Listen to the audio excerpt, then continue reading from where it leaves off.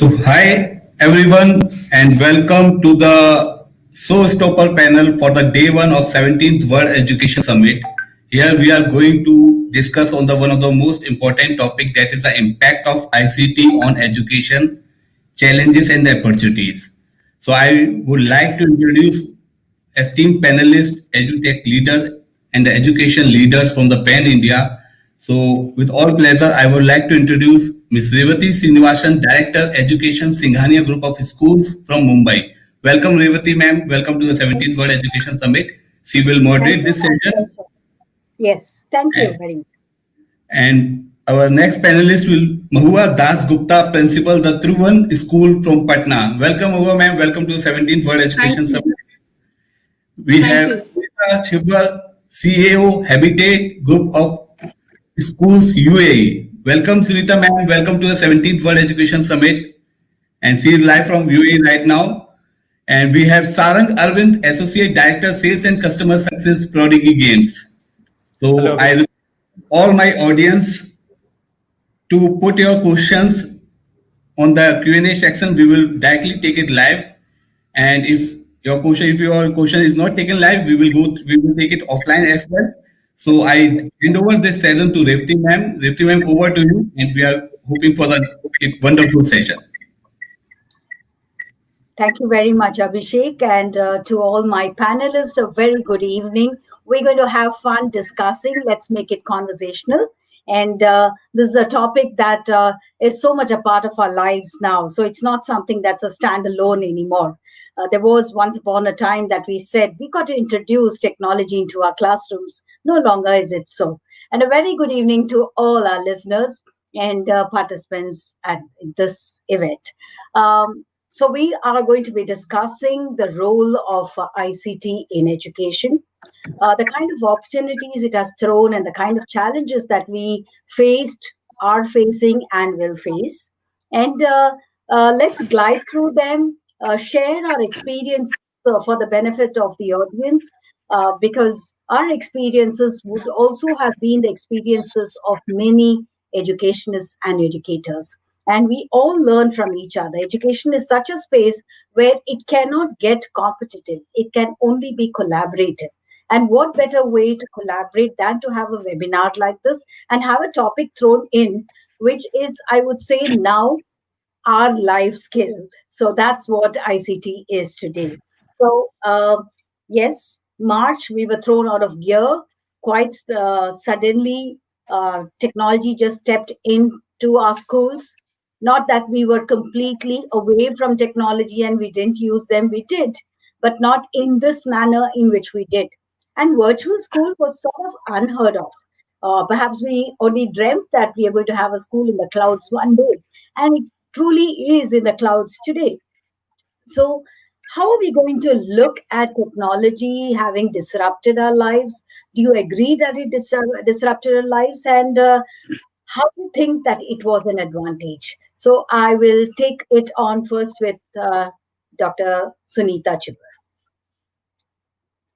Just one liner, it's all an opening remark. So, instead of putting an opening remark on the topic, I'm just giving you or posing a question. Yeah, hi, good evening to everybody. See, as Ms. Revathi said, ICT has entered into our lives. Whether we take it or we give it, we have it now. So it was a different scenario all over the world. The ICT which entered into our lives, it came out so suddenly. As Ms. Revathi said, in UAE also, it was 5th of March that we all got circulars from our Ministry of Education. Schools will close. We had no way to go ahead, but yes, we got down, sat together, because we were given a date as 12th April to reopen. So it was a very short period of about 20 to 25 days in which we had to work together. So there were challenges, there were a lot of issues that we faced, but I feel teachers, on the other hand, have done a remarkable work. They have come in collaboration with the school heads, with management, with everybody, and we somehow have got into this practice now. Manisha, how was your experience? How did you see technology coming in beautifully into your schools?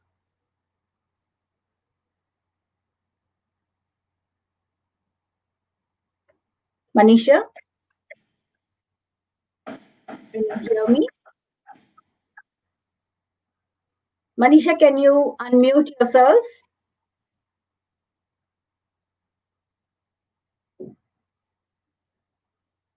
Okay. Mahua? A very good evening to all of you. And to start with, information communication technology has brought waves of transformation in the education industry. And with the changing environment, the perspective towards teaching and learning has completely changed and changing at a very fast pace. And moreover, this pandemic has changed the whole concept of where to learn and when to learn. The time and the distance barrier has completely completely vanished, and it has further compelled even the tech resistant people to embrace digital learning. So it has created new opportunities, though a lot of challenges when it was announced in the month of March. So a lot of challenges. So transition from offline to online, on the students' perspective, it was easier because since birth they are dealing with all computers and technology. But the people who were in the mid ages, it was really a challenge for them. But with a lot of training and support, right, like all schools now, more or less, they have started with this new way of learning. So it's a huge opportunity, and we should take it as an opportunity for the education sector. Sharang, you're from the industry side, so I'm going to put my question very differently to you, and this is your opening remark. Did you all do, back somersault to find out what else and where else is there some kind of a market for you, or did you all start thinking, how can we help schools? I think let me talk about Prodigy as a company, where our mission is to bring the love of learning for every student. So even pre-COVID, that has always been our mission. In the last 2020, how the year has been, everybody's life has turned around. I can just imagine a 9-year-old or a 10-year-old child or an 8-year-old child would even remember how it was in the pre-COVID era. Their children lose their memories so fast. So for us, yes, it has been a very different kind of a ride. And we have been, as an organization, trying to quickly change the way in which we are supporting schools. And I would say thank God to ICT, thank God to technology, because had it not been there, what would have happened? The child cannot go to school. We cannot go to office. Everything would have stopped had technology not been there. So I would just like to say that it has been a big blessing for us. True. And, it is good because I could see a lot of school or academia and industry interface happening at this time. There were collaborative talks between tech industry and the education as group as such. So that really helped. The merger helps a lot. Sunita, my question to you is, India faced a different set of problems and challenges when we introduced online learning. Thanks to the fact that the gap is a little too much between the haves and the have-nots when it comes to use of devices, when it comes to Wi-Fi connectivity, and so on and so forth. What were the kind of challenges you faced in the UAE? Because you run a chain of schools. So there are some schools that may have been in the top cities, but they would be having schools in sort of the interior of the city. And what kind of challenges that did you have, and how did you overcome that? Very quickly. Yes, a few challenges were very common, as you said, connectivity devices, because we have one school in Emirate of Mulqueen where we have parents from the down service class. We even have parents who are laborers, who are, blue collar workers. So they did not have devices. They had no idea of how the school is going to run now. But so to say, here the Ministry of Education was very supportive with us. In the very beginning, the moment the pandemic started, they sent in a parent survey. So in that parent survey, the survey was sent to every single parent of UAE. In that survey, they had asked from the parents whether do they have internet connectivity at home, do they have laptops, tabs, and all that. So that data, each school had to give it back to the ministry. And so to say, the Ministry of UAE, they collaborated with certain charities, and many of our parents got devices from the ministry. Our management also, everybody collaborated together, and that was done. They were, the internet facilities were given to the parents from their doorstep. All that happened. Then Ministry of Education, in collaboration with schools, organized a lot of workshop for parents. So these parents, when we got connected to them, because they did not even know how to log in. So such parents also were there. So we had a very nice time working with them, and we had a lot of sessions with our parents and teaching them actually how it goes about. So the experience was very nice, and the things moved pretty fast because we had all our stakeholders on the same page. So students teaching, learning, teachers trainings, plus parents training also happened side by side. So that was one nice thing which happened, and in which the Ministry of Education of Dubai really helped us. Okay, I think that's a very nice way of looking at it. And I think whenever we face a challenge like this is how we go about. Take all our stakeholders into confidence and share with them all the ideas that we have. And I think that really helps. And supporting wherever we can would be the other way of looking at it. Mahua, my question to you would be that, are you seeing what are the current trends in technology that you're seeing happening? What are the newer technological methods that you are using in your school, newer technology that you're using in school? What are the kind of tools that you are using in your school, and maybe that you've heard about that you would like to try? Yeah, my school belongs to a state of Bihar, and I would say here, like, people are less tech savvy. So we had a big challenge that time. In the month of March, it was really a dream how to start with, the e-learning and technology work. But that 25 days or 25 days, with a lot of planning and a lot of training of teachers and parents here in the state of Bihar, they are totally like many, and our school is in the outskirts of the town. So people from rural area, children from rural area are also coming. So it was a big challenge for us, but with the same, I agree with ma'am what she said, that a lot of support we had to provide to the teachers, because teachers also, many of the teachers were not used to, like, they were not using even mails and all. So a lot of training and support to parents as well as teachers we had provided. And secondly, the platform. So initially we started with Zoom because that was the only platform which easily we could start. Then there was a lot of lot of confusion among the parents that data security, regarding the data security. So that again came as a challenge. So we had to counsel them, and then we shifted, like the seniors, we shifted to Microsoft Team, just keeping in mind the security, data security, and even like anybody, there was a restriction to enter. So that Yes. was keeping that in mind, we shifted the senior classes to Microsoft Team, and the juniors, because of the visibility and the video quality, like all children could see the video, because like nursery to class 5, the primary, basically if they don't see the teacher and the teachers, they could not see the children, the classes are not effective, and the outcome is the efficiency level goes down. Yes. So they want to see their teachers, and teachers want to see their children. So that we are still continuing with Zoom, but a lot of from parents, a lot of every day it was a challenge for us, because a lot of parents, that is the mindset, to change their mindset was very, very difficult. They were like, their eyes are getting their health problem. There's many parents, they were not ready to shift to online classes.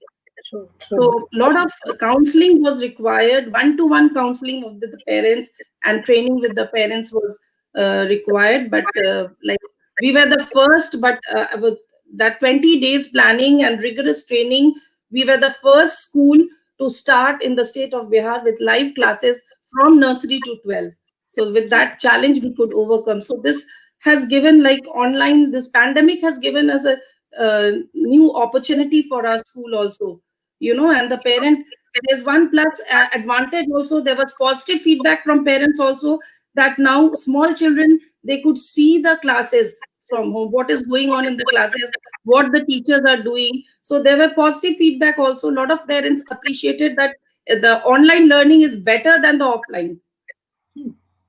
Yes, So I agree. that- Because I think there are certain things that we have tried out much beyond what we would have done had it been otherwise. So I truly believe that teachers got lot more innovative using technology. They tried out a lot, came out with newer and simpler tools to use, and made the whole experiment quite fun for them as well. So I think that was very good. But for Sharang, I'm sure it must have been quite a journey of great fun, because when you are trying to ensure that every child has fun in learning, I think learning really happens. Okay. But at the same time, the purpose cannot be fun. The purpose has to be learning. So, how did you ensure that, Sharang? That's a great question. So for us, learning is a kind of technology is a tool. Now, how you use that tool will determine the outcome.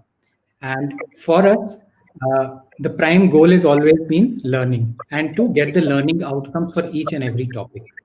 Now, with Prodigy, that is possible because when the child plays the game, child will feel that they are playing the game. But to cross different levels, to put spells on the opponent, they have to pass questions. And the control of those questions is with the class teacher. So that way, the child is very much engaged into the game. He is involved into the game. But the child is also trying to solve what he's learned today in the classroom during the online classes, or even when in the normal classroom scenario.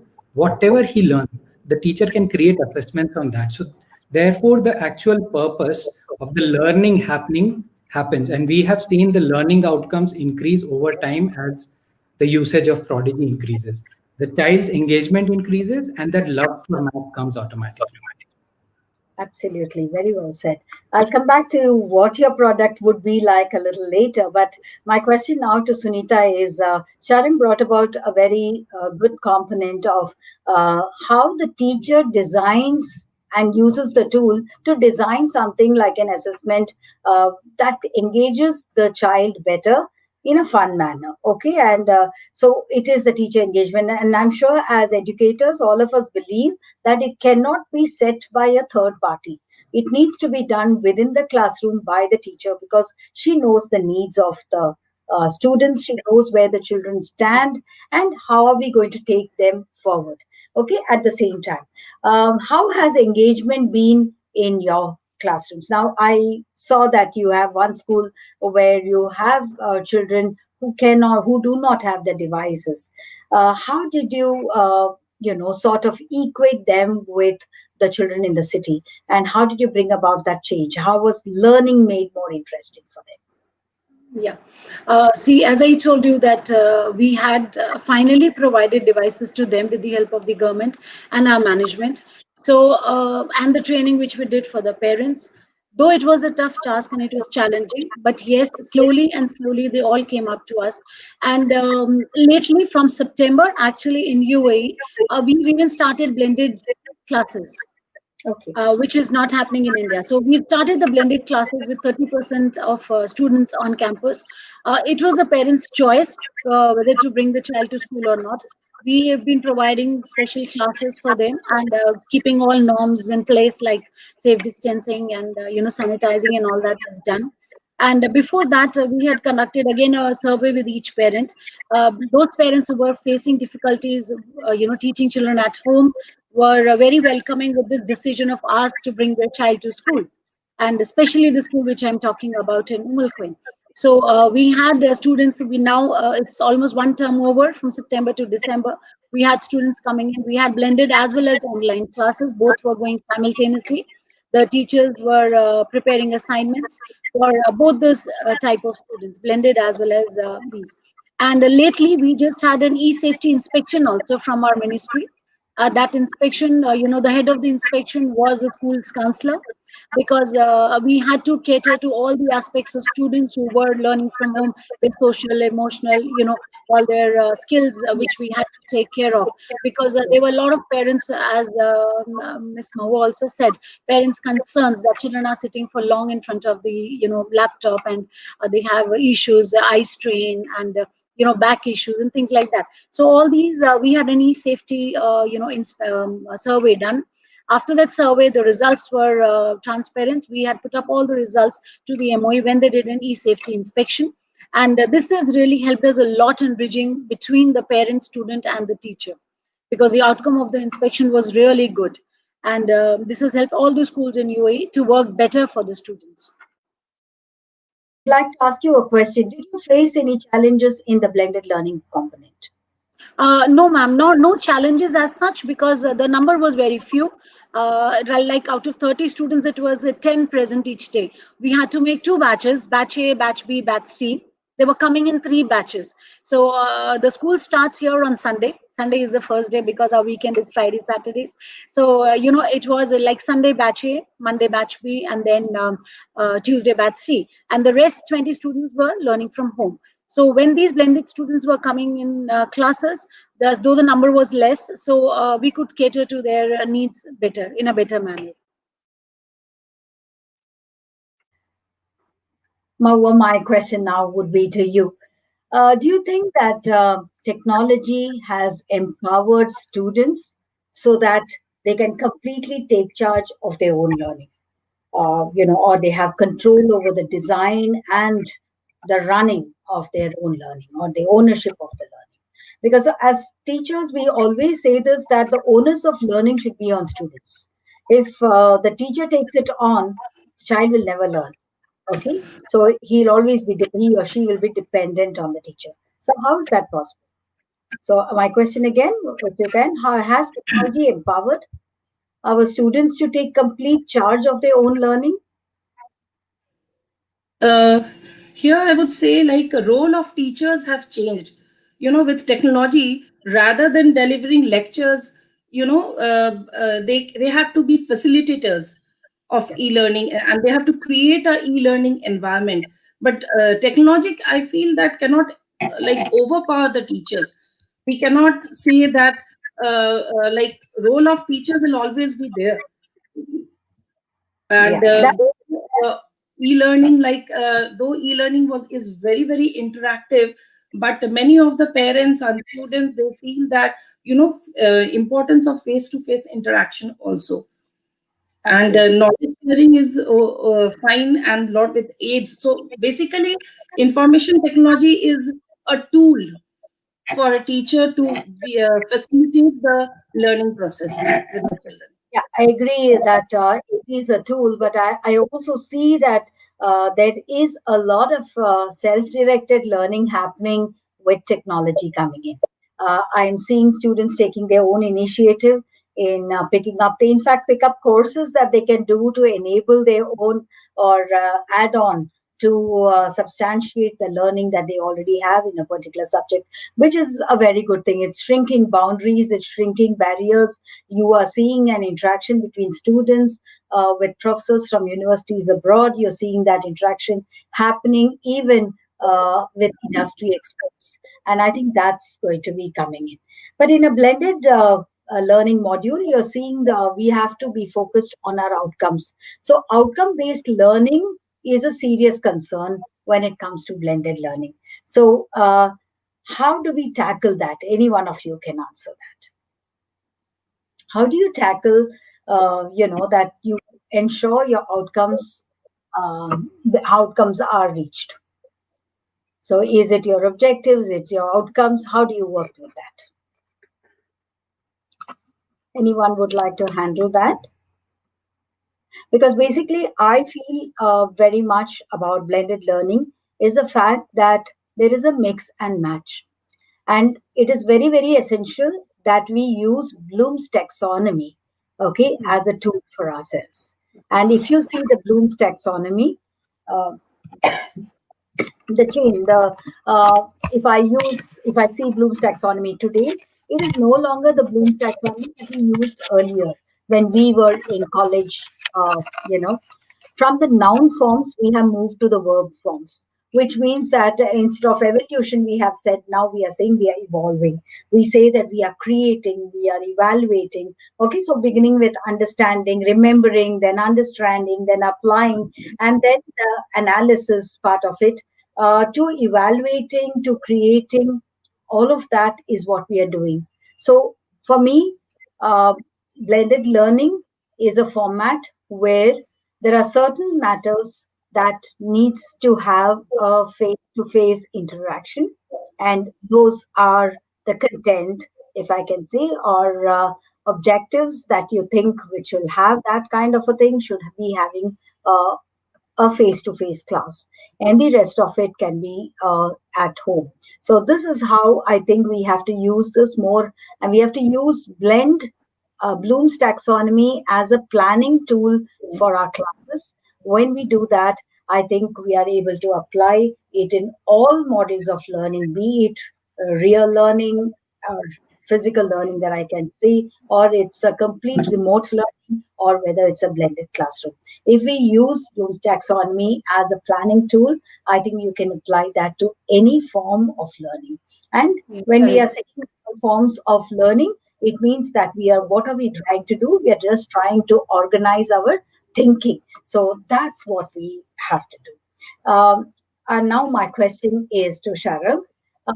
My question is that when we are giving them tools, like how you all as edtech companies are giving tools, it could be in the form of gamification, it could be in the form of any kind of a format, okay, such that it gets interactive, it also gets fun, and it is also, it gives the teacher an analysis of the data, which is data analytics is a very important part of any gamification program. So when all of this is happening, do you see this technology now becoming a toy, or is it a tool, or is it both? I will always say that technology is a tool. The technology is a tool, and it is our assistant. Technology is something which should not run our lives. We believe that. I believe that. Why I say it's a tool? Because it depends on how we use it. If we use it in the correct form, it will definitely help us much along. Now, but how you present technology, how you use technology to present it to the audience is what matters. Can you give one Now, example, Sharang, because that will give a better understanding of what it is? For example, a game or whatever you have as a tool, if you can give that as an example to the audience, perhaps they will understand it better. Yes. So Prodigy in the front end is like a game to the child. It's like, as you said, a toy, but more like a game. In the back end, there's a host of technology which goes. There is adaptive learning. The child, when he's solving the questions, if he's giving more correct answers, he starts getting tougher questions. But he or she, when they are giving wrong answers, automatically the algorithm adopts, understands that the child is getting stressed and pulls down the level of the questions. So again, it is a very strong tool that can be used to enhance the learning. Yeah, I do agree. Assessment is a challenge. Proper user of ICT, it encourages independent learning and self-responsibility.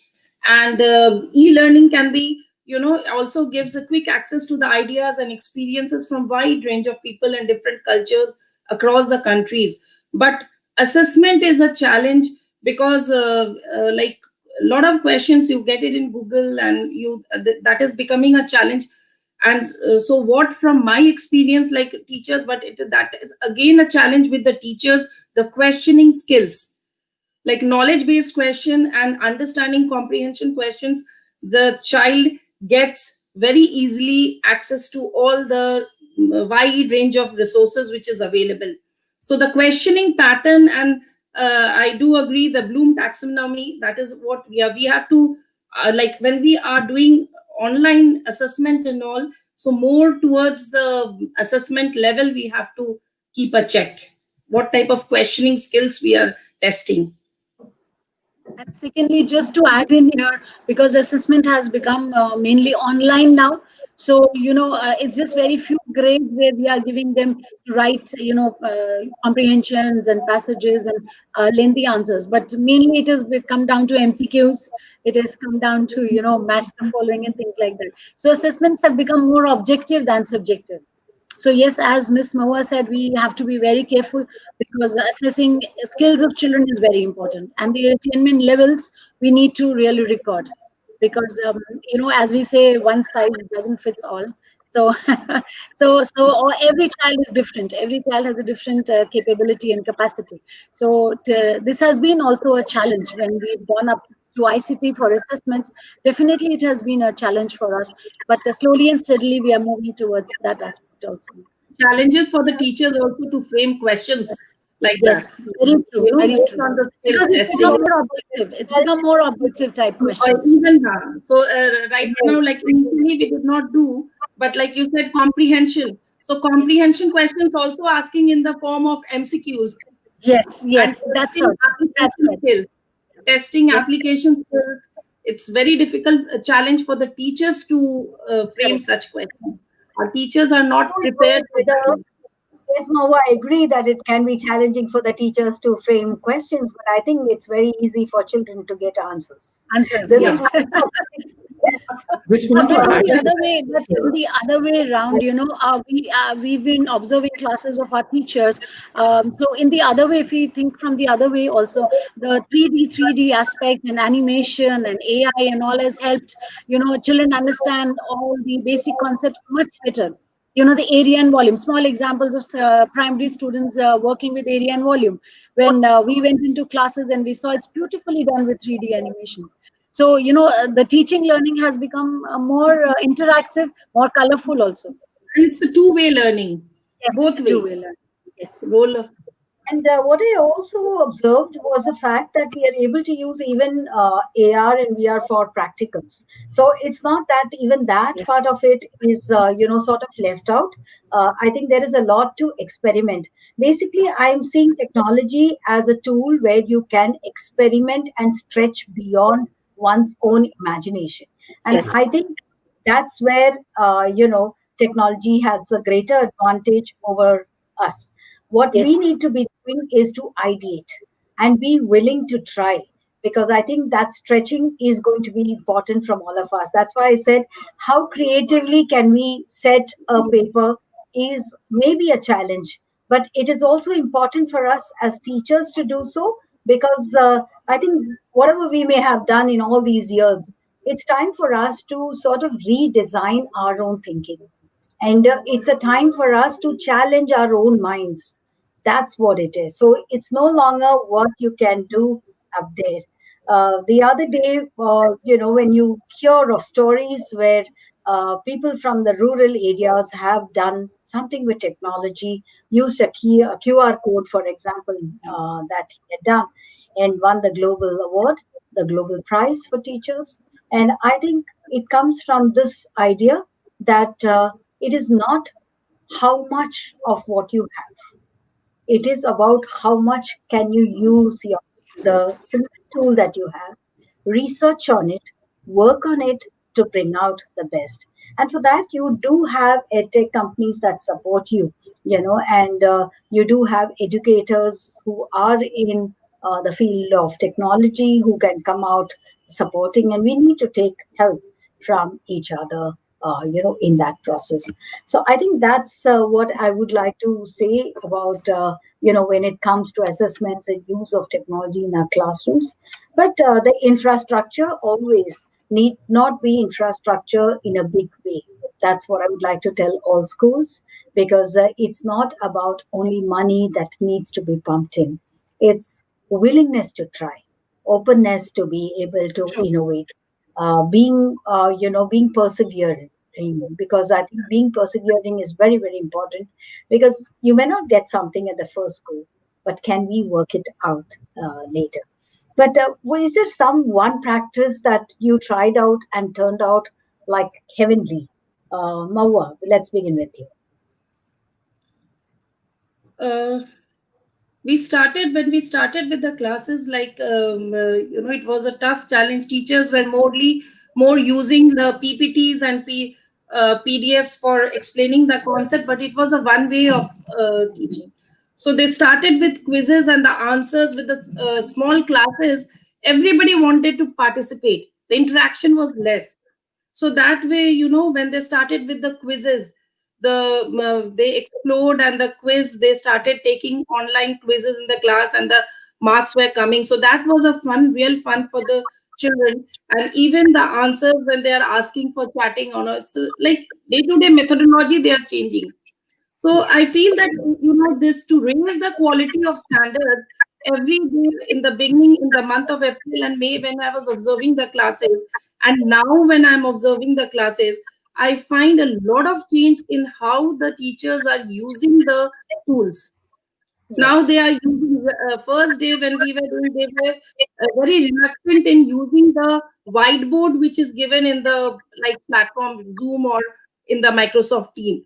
But recently I see all teachers, very fluently using the white smartboard and making diagrams and writing. So those tools, slowly teachers are upgrading their skills, and that is helping to raise the quality of classes and the quality of standards.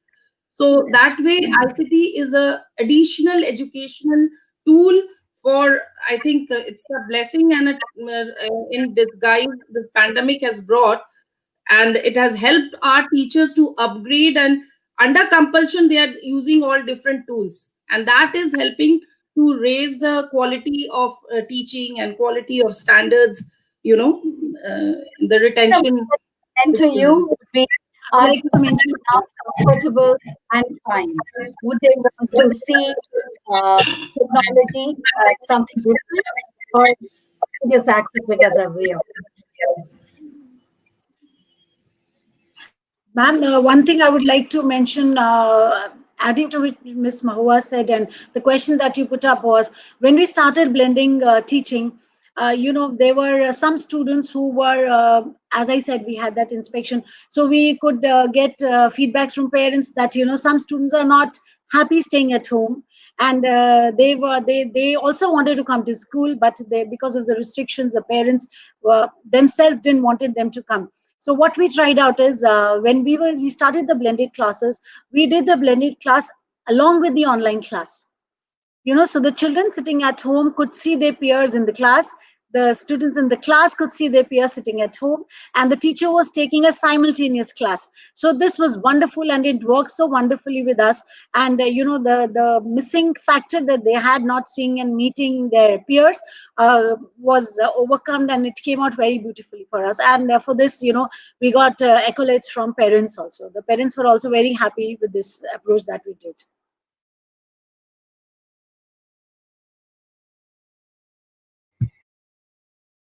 This is what parents really look for, because there is a kind of a feeling that the ones in the school may be getting something better off than the ones sitting at home, or vice versa. And so removing that kind of a doubt is really, really good. Sharang, my question to you is, there's a lot of concern from parents, okay, whenever they use technology, be it ICT in education in classrooms, literally a live methodology, or if there is any other source, even if it's a game they're playing at home. There's one thing is, never has the parent that time thought about a screen time or whether there is a learning outcome. But there is one concern, and that's security. How do you all ensure that everything that you introduce as a tool for us, you have ensured that the child is safe? Because every time there's either data going across, or or the child also being exposed. So that's how we had the fear of the Zoom, because there was a lot of talk about Zoom coming up. So how do you ensure through your company that everything that you have put out on display for children, they are safe? Can we have all muted except Sharang, so that we Actually, in our schools, like, we shifted to the, initially we were having the Zoom. Right now also, we have for primary classes, we are having Zoom, but we go through our e-connect through our ERP system. So through e-connect, when we go, the security and all the resources we are uploading in our e-connect, in our ERP itself. So that way, and even the classes, the live classes which we are getting connected through to Zoom or whether to Microsoft Team, we are connecting through our ERP only right now. So I think it's a fully secured, through moving through, all the data is captured by our ERP, everything. So that way it is, I think now the parents also are very like that way confident that, okay, their children are safe and the data will not go, because they are just clicking on the ERP and getting connected with the different platforms. So that has helped a lot, given the confidence to the parents. So that. And then my question to you would be, perhaps the last question on this thing before we take one quick last one, would be that when you are coming out with a product, under the brand of Prodigy, what are the things that you keep in mind when you are presenting a game or whatever, a learning component? So when a product comes out, it has to be adaptable and it has to be engaging. It should be easy to use. It should not be complex. If a product is complex, everybody struggles. The teacher struggles, the students struggle just to understand, and then they lose that interest. So about 9 crore students today use Prodigy. 90 million students across the world are using Prodigy. Prodigy it works because of its very high engagement factor with the child. Its features, it's the engagement of the game. The child enjoys playing that, and the learning is happening in the background. That's the main USP. When we bring out a product, we ensure, I just want to add about the security element. There is internal security, which means for these 9 crore students, their data is encrypted, their login IDs are secure. So we have more than 200 people working in the tech division in Canada and in the US who ensure this. When it comes to the external security for the child, when the child is in front of the screen, again, it's fully encrypted so that when the child accesses it, either on the web or on the mobile phone, there cannot be any kind of a diversion. But we encourage parents to keep looking once in a while. We don't want any unattended screen time. In fact, we encourage that, screen time, it can be good screen time or it can be bad screen time. good screen time, which gives out learning outcomes, is important. And we encourage both schools as well as parents to limit the screen time and to keep monitoring what they do with the child. That's really interesting. And I think, are we seeing this as a boon or a bane? I don't know. But I think each one of us as an educationist, I'm sure, is seeing technology and ICT in education as a boon. Because I think we cannot, just as there was a time when the color television had just come in, we spoke about it at that point of time. After a while, no one asked, did you have a black and white at home or do you have a color television? It was just assumed that everyone has a color television at home. It's technology, by the way of devices, is just there like that. It's become so much of a part of our life that we won't be asking people, do you use technology to teach? Because it's taken for granted that technology is there for us to use as a tool to be able to communicate effectively to our students. I have seen students who present a film fest on the screen, okay, and I've just walked out of one screen and I moved to the next one for this presentation. But there was a fashion show, international fashion show that my students had organized, and the theme being nature. And they had everything which was natural products. And where were the students from? My own school students and students from two different countries across the world, okay, from Netherlands and Denmark. So it's an international exchange program and a part of it. So one understands and it was all about creativity. It was all about innovativeness, about trying to find out what can you mix and match, what are the colors that can match, what are the kind of textures that are there. Now, an incidental learning that happens. And incidental learning happens only when students are allowed and given the freedom to explore beyond themselves. Technology gives us that kind of freedom, where we can explore beyond ourselves, beyond what the teacher communicates. Let's understand that a teacher may have done her master's, may have done her PhD, but at the same time, when students sit down together and learn from each other, there's so much more learning that happens. The teacher then becomes a facilitator and adds in the right kind of inputs to make it more enriching. So our component now is not that we start with knowledge. Bloom's taxonomy started like that, knowledge. You can't take that. Knowledge is the output because you have to create knowledge. That's the world we are going to be in. We are all creators of knowledge, and technology becomes an additional tool for us. No longer should we talk about role of education role of ICT in education. Because when you say education, it means ICT is already embedded in it. That's how we have to see it. And when we say education, the teacher is already embedded in it. One can't do without the other. Both are like the right eye and the left eye. They're two gems that you need to be able to function effectively if learning has to happen. No longer is our focus going to be on the outcome of it. What is really going to be is what is our objective? What is our goal? What is that we see in front of us? On that note, I take leave and sign off. And I'd like to thank all my panelists for being brilliant panelists, sharing their views. I try to bring business and technology into this. I must thank Abhishek for having organized this topic. But Abhishek, I wound on this note that we should not have a topic for discussion on the role of ICT in education because ICT is a part of education now. Okay, and it's there to stay. It's not going to be a standalone anymore. Yeah. What are the latest trends in ICT? Yes, we can talk about that because each one of us have to keep learning.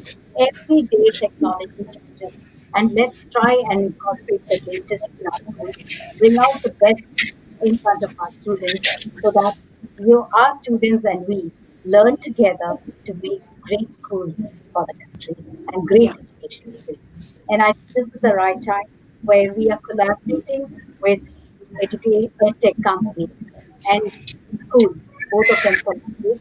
Higher education and student education collaborate. So it's a space for collaboration. Perhaps that's why we've got for the first time in the history of independent India, we are having a Ministry of Education. We were always a Ministry of HRD. This is the first time we've got a Ministry of Education called the Ministry of Education. So let's applaud that. And on that note, I can sign off and take you. Thank you very much. Thank you, Ms. Revathi. It was very nice knowing you, knowing Ms. Mahua, and also Mr. Sharang. It was a nice interactive session that we had, and Mr. Revathi, you took it very nicely between all of us. Thanks a ton. Thank you so much. Thank you so much. Thank you. Good day. So thank you, Revathi ma'am. Thank you for this wonderful moderation as usual. And this is the token of appreciation from our side to a speaker certificate to Revathi Srinivasan, Director Education, Singhania Group of Schools, Mumbai. Thank you, Revathi ma'am. Thank you very much. Thank you so much. Thank you. Mera bhi aayega. And my speaker certificate is given to Mahua Das Gupta, Principal, the Tribhuvan School from Patna. Thank you, Mahua ma'am, for giving your precious time to the 17th World Education Summit. Thank you. It's a privilege for me. Thank you. And we are giving speaker certificate to Sunita Chhibber, CAO, Habitat Group of Schools, UAE. Thank you, Sunita ma'am, for giving your precious time and giving your valuable inputs. Thank you. Thank you so much, Sharang. Thank you. And last not the least, Mr. Sharang Arvind, Associate Director, Sales and Customer Success, Prodigy Games. Thank you, Sharang. Thank you for giving your time and sharing your valuable ideas. So by this, we are wrapping this day one of 17th World Education Summit. So I request all my audience, we have some questions. I will put directly all the questions to our panelists. And we also request if you have questions, you can follow all our panelists on their social handles. You can directly put there, and our all panelists are well active on the social handle. They can revert you there also. So thank you very much and stay tuned. And day 2 we will start it by 9:30 a.m. tomorrow. So thank you, audience. Thank you, ma'am. Thank you, Revathi ma'am. Thank you, Mahua ma'am. Thank you, everybody. Thank you and a pleasure. Thank you.